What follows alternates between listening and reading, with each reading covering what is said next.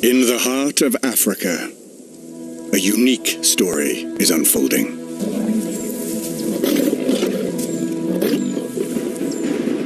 This is no ordinary lion tale. This is the story of 7 pioneers.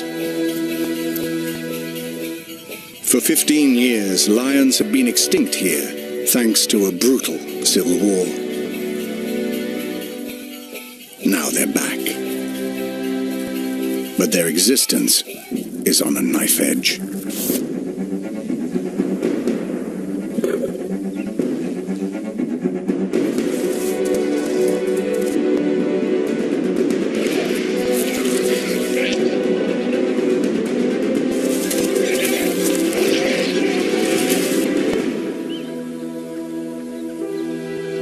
This is a tale of hope, courage, failure, and rebirth.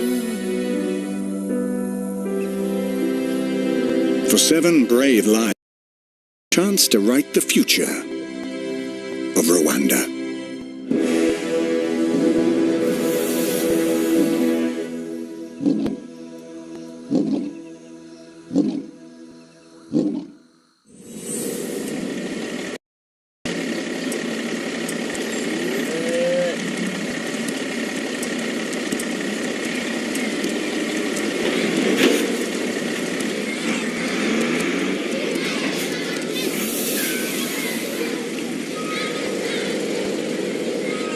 Today, the people of Rwanda celebrate the return of their royalty.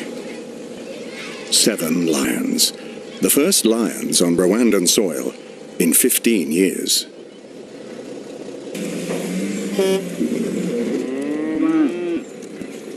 The return of the lion is a huge milestone in the rejuvenation of their land. Hand-picked in South Africa, these 7 lions are strangers to each other. The hope is that they will form a pride, but there's no guarantee.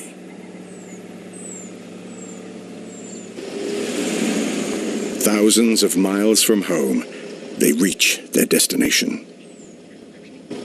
Akagera, Rwanda's largest national park.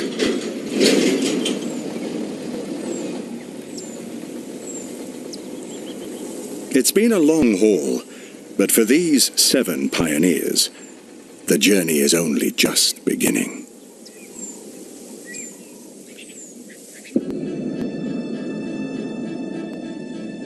Their new home is an alien landscape. It's a tapestry of habitats, where rolling mountains rise from savannas, and sparkling lakes support year-round life on the open plains. For the last 2 decades, the herds of antelope here have thrived in peace and harmony. In a habitat free of lions, they've roamed the plains and marshes unhindered. This is Eden for any herbivore. But without lions, it's an ecosystem out of balance.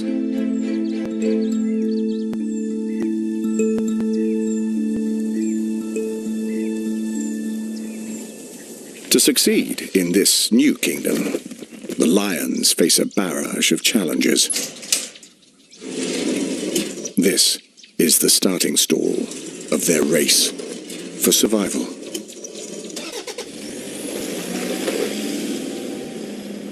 And the first lure, a free meal.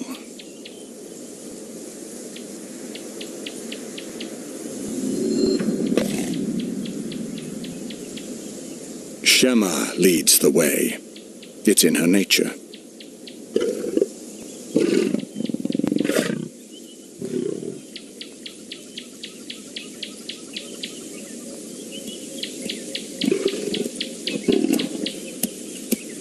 At 11 years, she's the oldest lioness. She was picked for her experience. Back home, she was the matriarch of a strong, healthy family. But these other lionesses aren't her siblings. They're strangers brought together by fate. And the hope is that Shema can pull them together as a pride. A stable pride of lions is made up of related females who hunt as a team and raise their young together. Before they can qualify as a pride, they will need to bond as a sisterhood and work as a team. Right now, it's just hunger that unites them.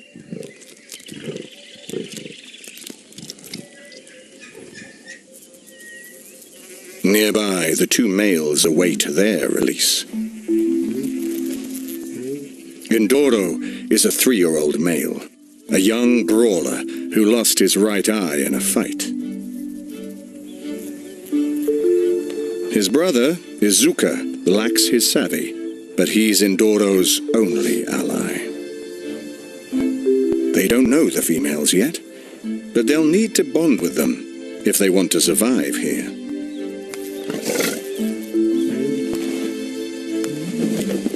For these two young rookies, that's a tall order.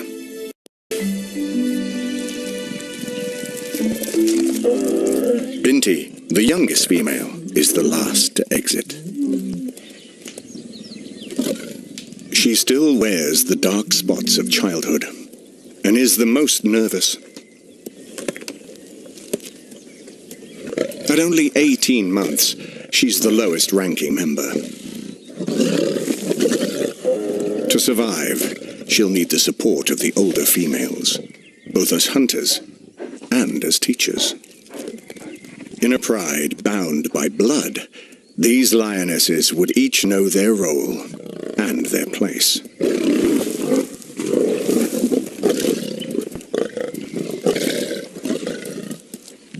But this ragtag bunch will have to work that out from scratch.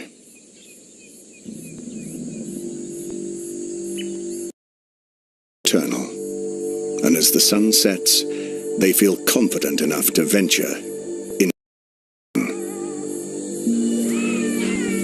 Shema takes the initiative, and the loose-knit sisterhood follows.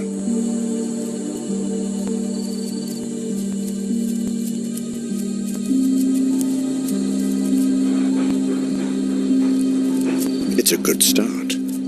Shema's maturity might just hold this band of strangers together. The brothers are also on the move, but they're disoriented. They head north, away from the females. It's the wrong move.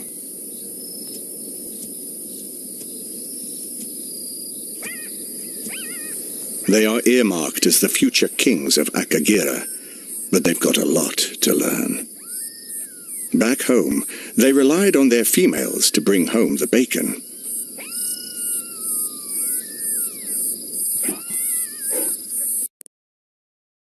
Lack survival skills.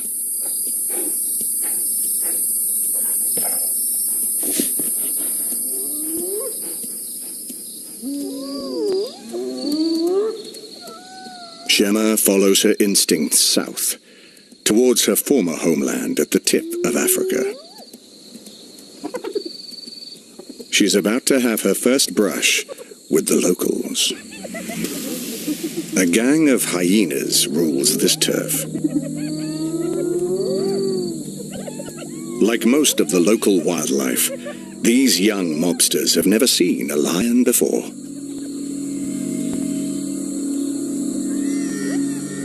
Their amazement is clear. They have no idea that Shema is a rival. But Shema has a lifetime of hyena.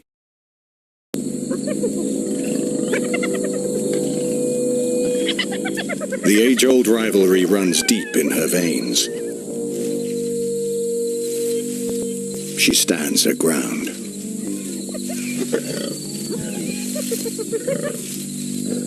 As a lone lioness, the gang of hyenas could easily take her on. For now, their ignorance is her only ally.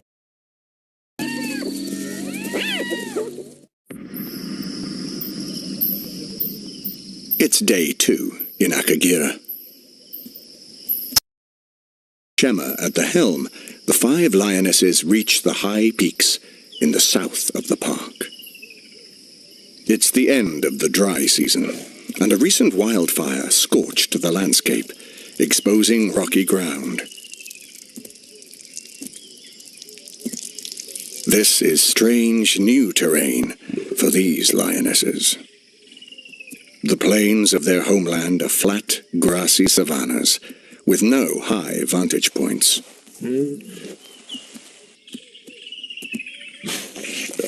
For the first time in their lives, they can look out into the distance.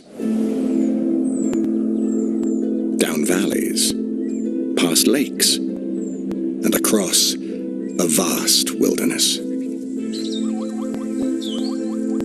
It may be alien territory, but the true bounty of their new kingdom is suddenly clear.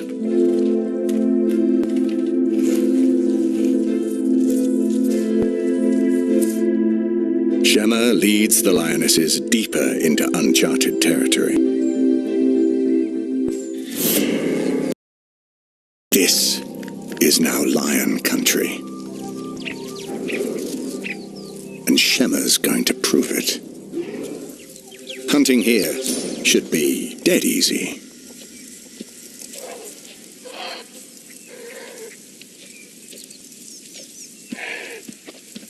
"150 kilograms of topi would make a good meal for 5 lionesses.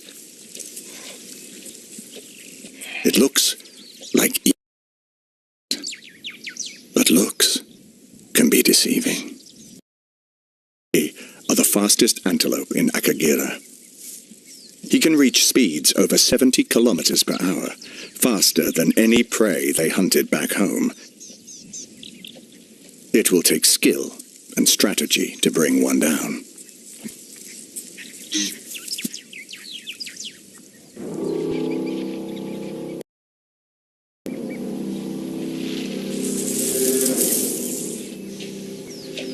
The topi is surrounded, but his flight instinct hasn't kicked in.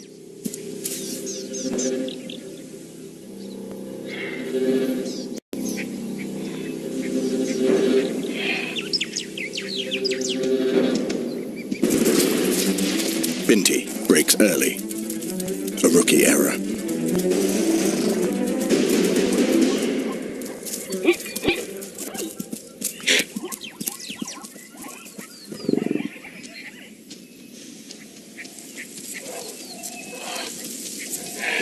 The topi escapes without breaking a sweat.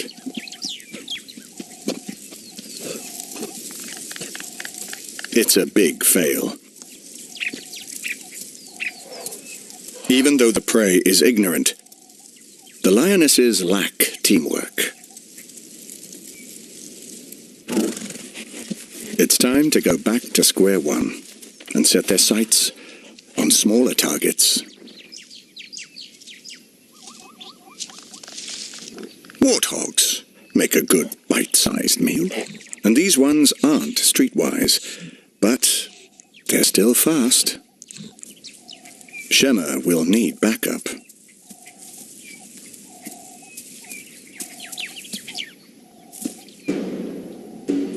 With the help of her teammates, her stealth tactics could be the difference between fasting and feasting.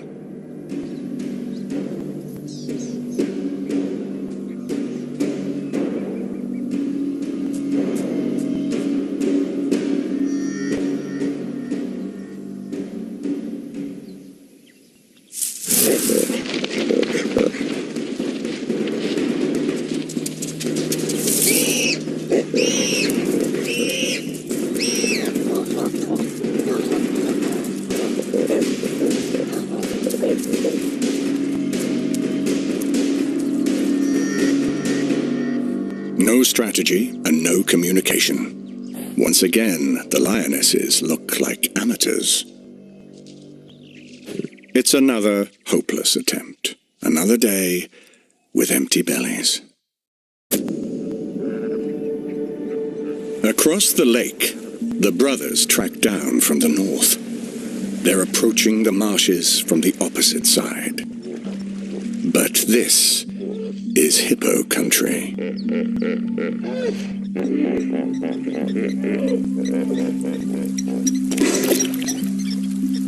These 3-ton beasts rule the waterways, and they don't welcome visitors.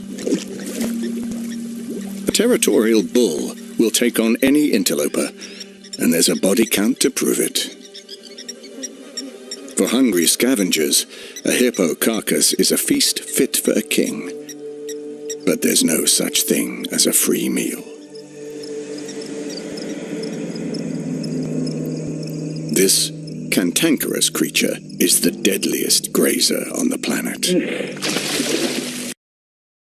Here before the lions were wiped out, and he remembers the smell of a dangerous predator.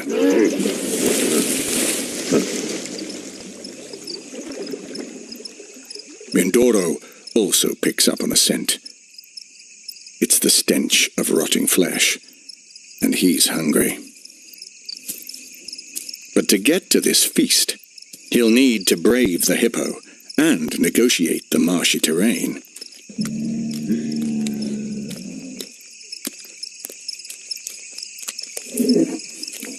His hunting skills are sorely lacking, and he won't turn his nose up at a scavenged meal. But the sticky mud is a whole new challenge.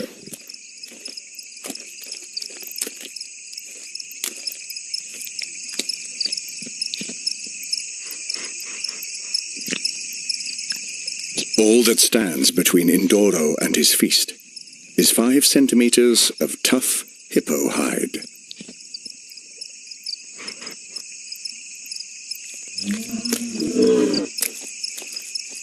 Out of his depth in the thick mud, Indoro backs up, defeated. Izuka tries next, but he faces the same conundrum. Uneasy and vulnerable in this unfamiliar marsh, the boys will go hungry for another night.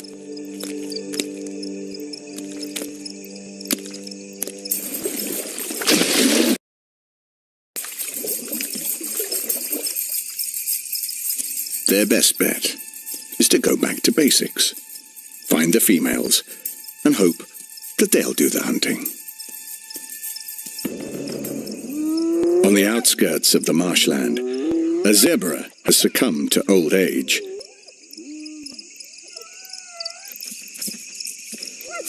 Nearby, the undertakers are already on their way.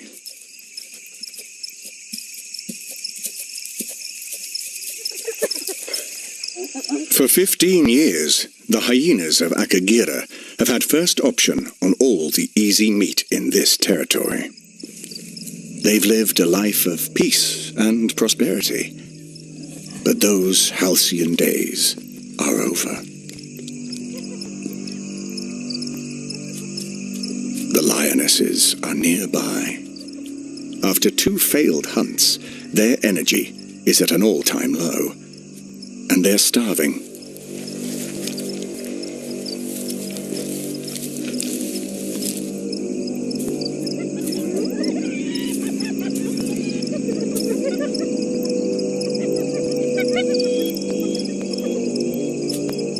Shema is wary. Back home, the hyenas were ruthless and aggressive. But these poor chumps have a lot to learn.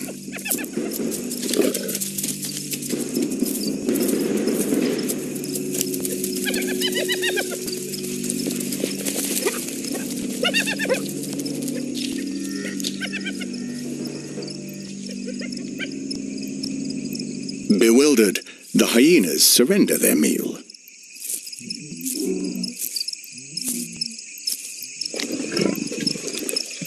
The 5 lionesses enjoy their feast.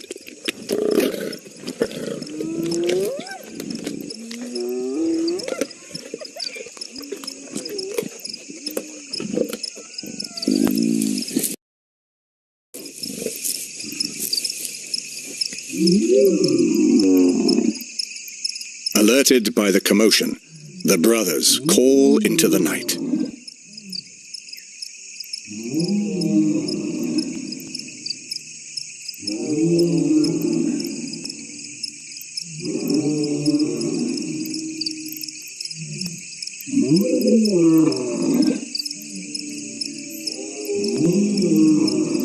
It's a sound that hasn't been heard in Rwanda for almost 2 decades.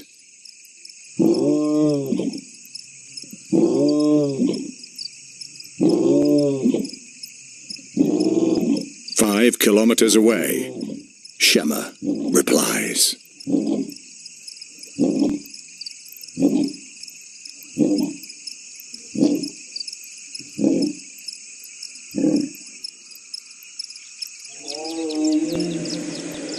Throughout the night they call to each other, and in the morning Shema sets off to heed their roars.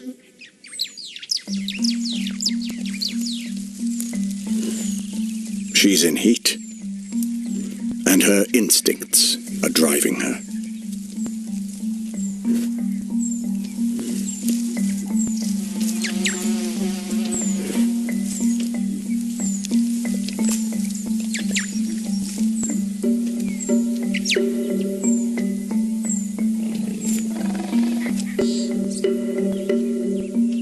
Shema and Indoro rub heads.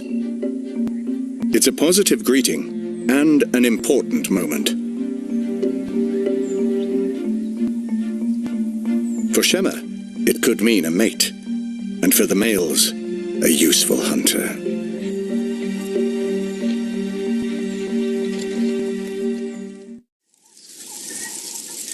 As matriarch of her old pride, Shema provided for the young males, and, true to form, now she wastes no time in setting off to hunt.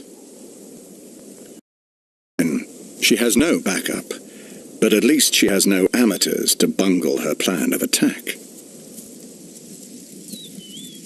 She needs to prove her worth to the males.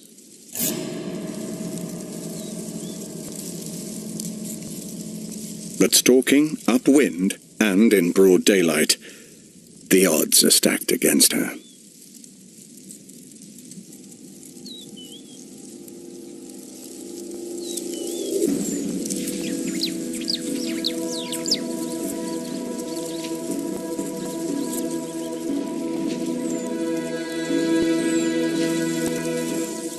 The innocent waterbuck doesn't recognize the smell of danger. It doesn't run, and to Shema, that's too confusing.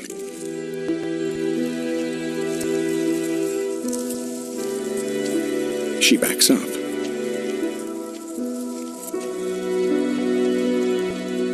But changes her mind. It's too good to pass up.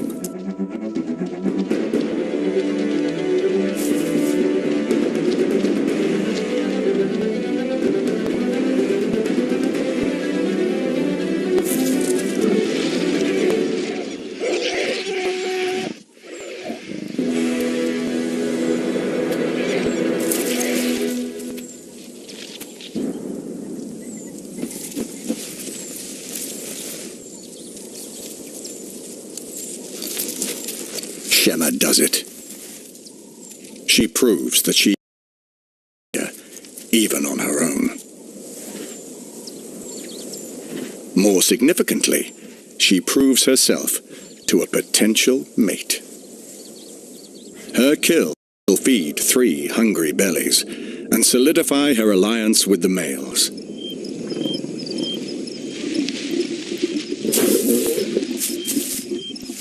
The brothers are starving, but it's no free-for-all. Feeding is all about hierarchy, and it's Indoro who takes his place at the top of this food chain. His actions confirm that he's the alpha male. Izuka must know the meal.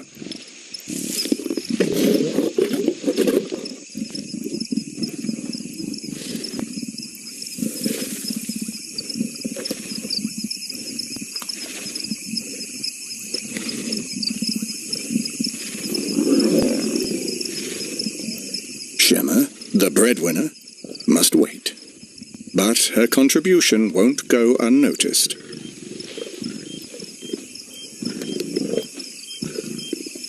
For Indoro, an allegiance with a strong huntress is essential.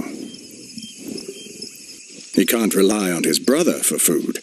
Their sibling bond is only useful when fighting rival males.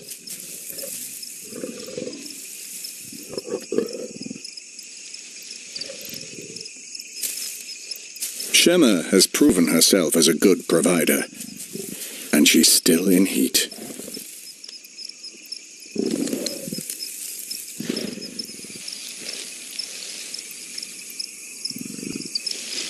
Indoro's instincts drive him to form a pride and sire offspring. Shema is the key.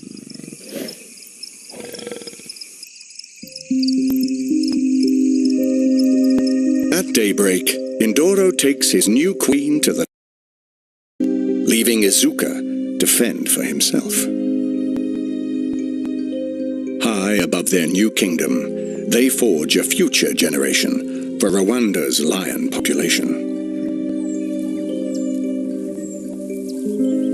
Over the next few days, they will be inseparable, mating up to 100 times per day.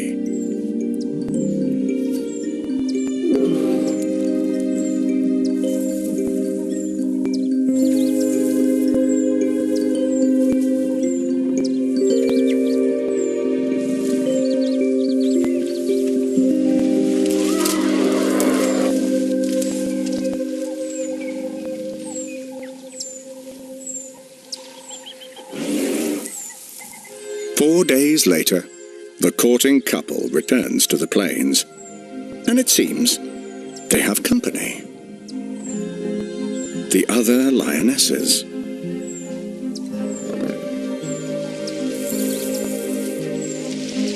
Indoro reunites with his brother. He's full of vigor and showing the confidence of an alpha male.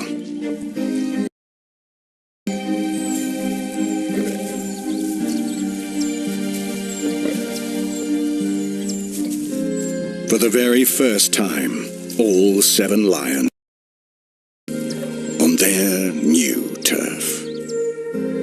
This is the key to their success in Rwanda. 5 strong lionesses with a dominant male as mate and guardian. But they still need to bond. They won't be a pride until they hunt as a team and produce cubs of their own. To these lionesses, a dominant male is hot property.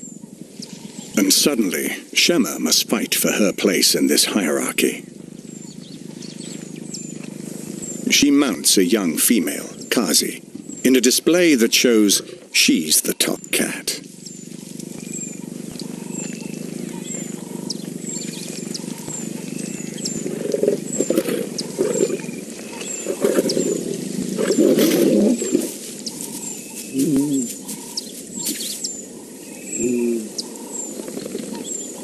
Kazi is in heat too, and Indoro will take every opportunity to pass on his genes.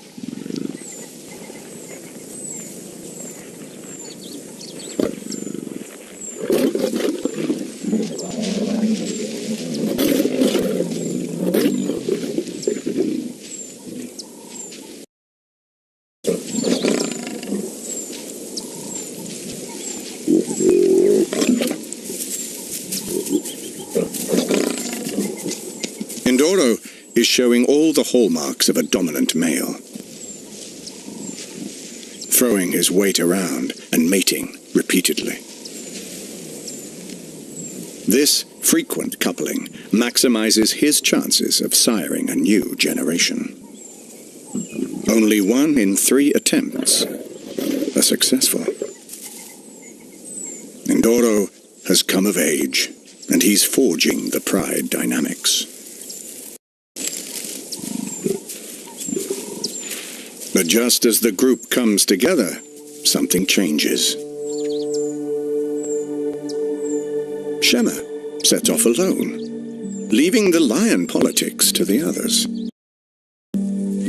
A deep instinct calls her away. Survival on her own is risky, but of the 7, only Shema is a proven hunter. Her departure could spell disaster for them all.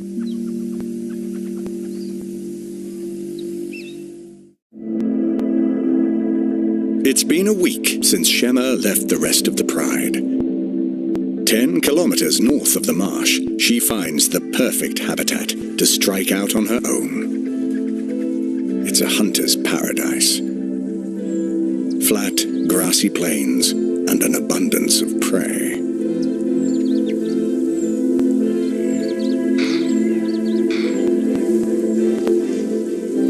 She sought it out for a reason. And it's the same reason she set out on her own.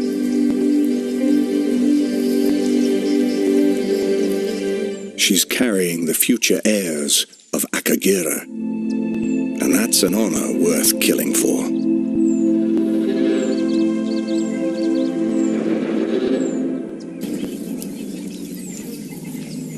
The impala of Akagira are larger and stronger than those Shema hunted back home. Their horns tower over them like great masts.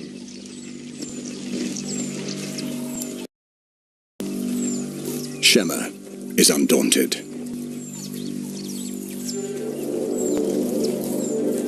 As a loner, her only option is ambush.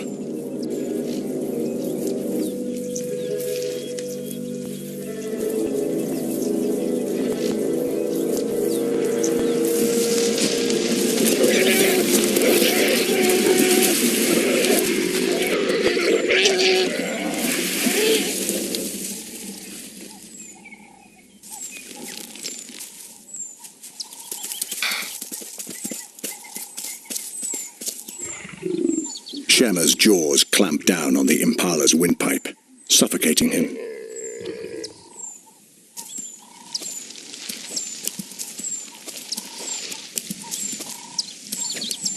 His broken hind leg seals his fate.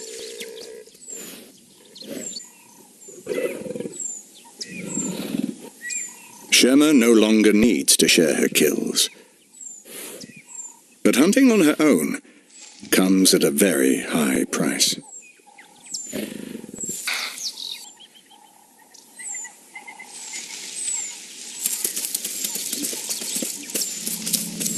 One spear-sharp horn punctured her leg.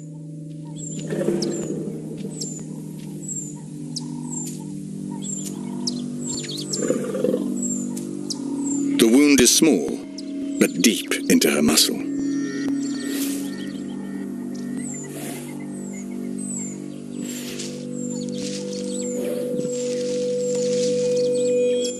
Alone and unable to hunt, her future looks bleak.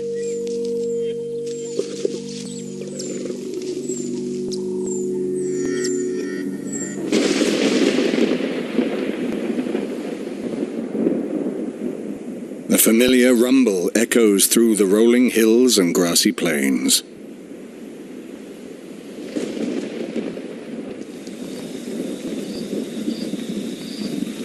It's the start of the rainy season. In Rwanda, the heavy rains last several months, flooding the plains and changing the landscape. For the 7 lions of Akagira, this is a miserable time. Cats notoriously hate water. The rains come and go, restoring this Eden's lush plains.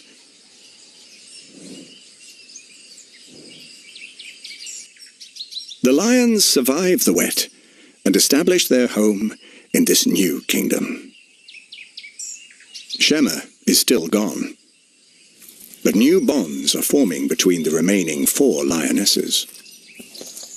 Kazi has taken Binti under her wing, and the dynamics of a pride start to show.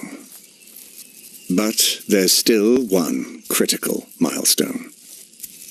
To qualify as a true pride, they need to hunt as a coordinated team.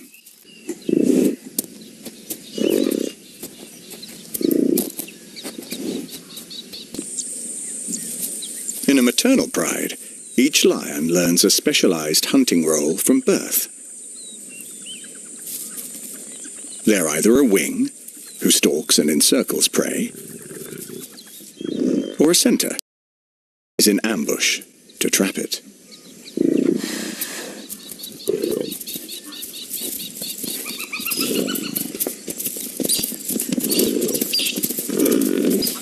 These 6 lions know their roles. They just can't figure out how to pull together as a team.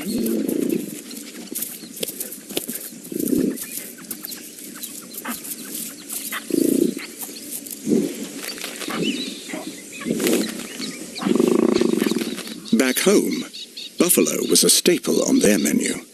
But until they can synchronize their hunting strategy, they'll make do with humble pie.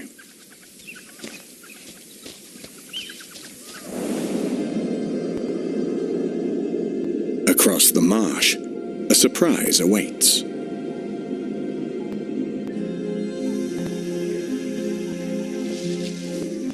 It's been tough, but Shema is alive. And she's a single mum to 3 healthy cubs.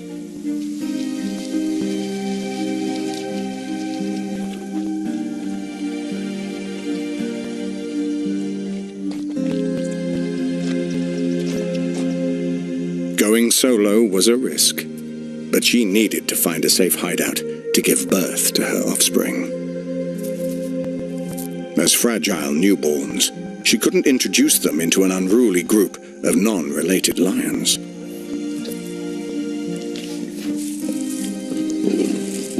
Right now, their survival depends entirely on her.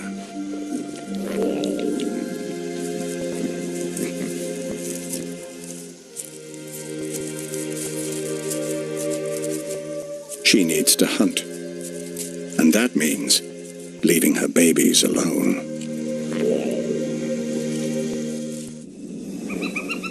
Shema waits for nightfall, for the best chance to kill. Hunting on her own, she has limited options. She needs to ambush, and she can't pit herself against anything too big. Staking out a warthog burrow is a good plan.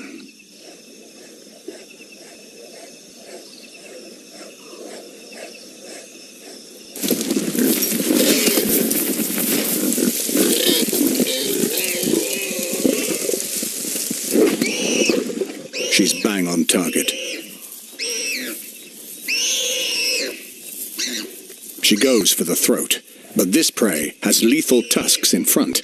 One good headbutt could maim her.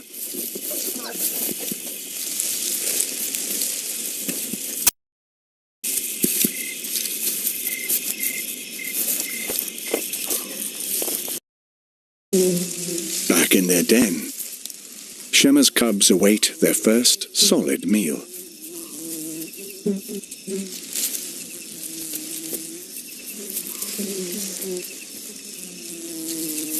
There are mixed reactions. One cub digs in, while another seems daunted.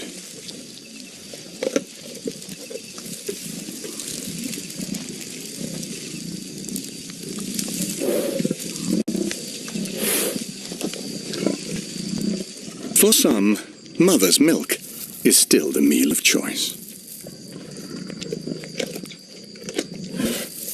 In Rwanda, Shema means pride, and for this proud lioness, her 3 cubs are the first generation of a new bloodline in Akagira. Soon they will join forces with the others and cement the foundations of a true maternal lion pride, with Ndoro as their king. Shema has proven herself as a true matriarch.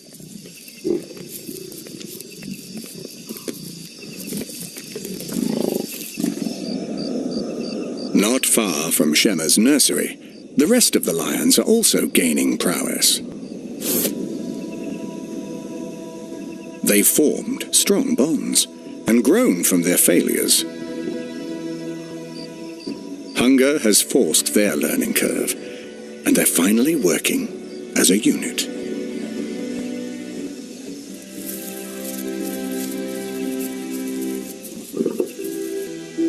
The impala are still largely ignorant of the predators in their midst.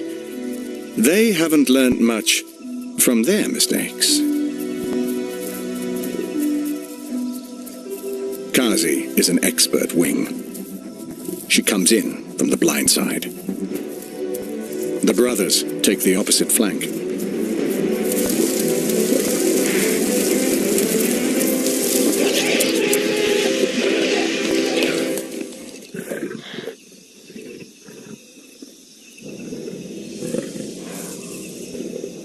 The impala never stood a chance.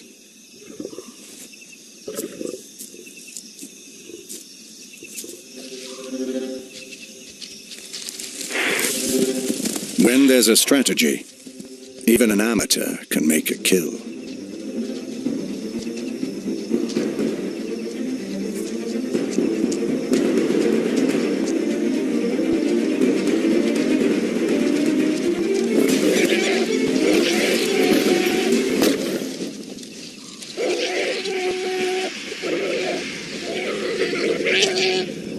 Binti takes down a young waterbuck.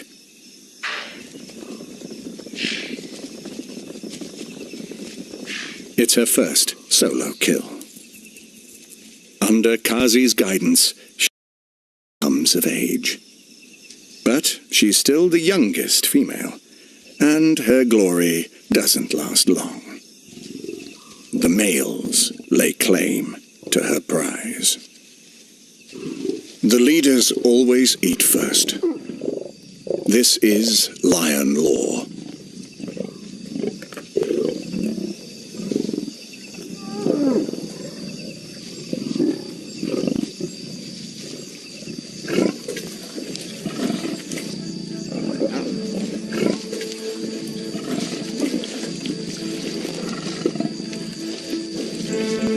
The lion's instincts are taking over. The females are hunting successfully. The males are stepping up to the plate, establishing a hierarchy and producing cubs.